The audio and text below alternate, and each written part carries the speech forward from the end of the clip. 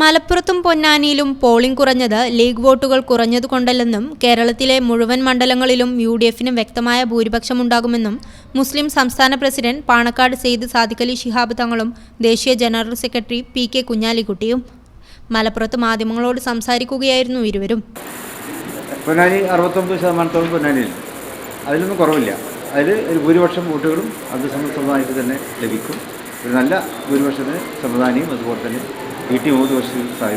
ഈ രണ്ട് മണ്ഡലങ്ങളിൽ CPM സംസ്ഥാന കമ്മിറ്റി കഴിഞ്ഞ ദിവസങ്ങളിൽ നടത്തിയ അവലോകനത്തിൽ മലപ്പുറത്തും പൊന്നാനിയിലും വിജയസാധ്യതകളുള്ളതായി അവർ പറയുന്നില്ല എന്നും ബൂത്തുകൾ പരിശോധിച്ചാൽ അത് ബോധ്യപ്പെടുമെന്നും കുഞ്ഞാലിക്കുട്ടി മാധ്യമങ്ങളോട് പരാമർശിച്ചു.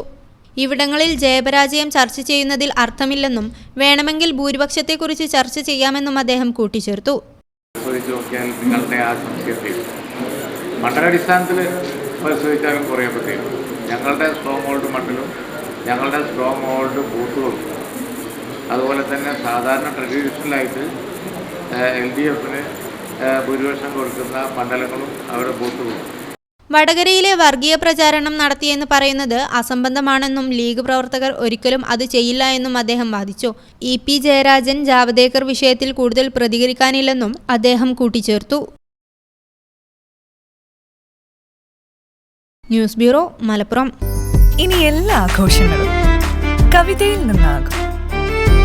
കവിത ഗോൾഡൻ ഡയമണ്ട്സ്.